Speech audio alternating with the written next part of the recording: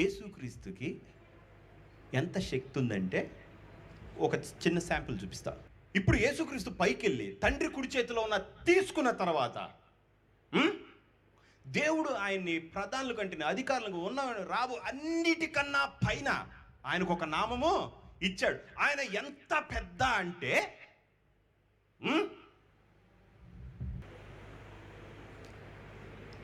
ఇట్రా అన్నాడు. ఓ దూత వచ్చాడు. మిక్కాయలు కూడా కాదు, ఇంతకుముందు మిక్కాయలకు కూడా ఏం అర్థం కాల. ఇప్పుడు ఆయన ఇట్రా అన్నాడు. ఒక దూత వచ్చాడు. రాగానే అక్కడ ఉన్నాయి కదా సంఖ్యలు, తీసుకొని వెళ్ళి వాడిని, ఎవరతను?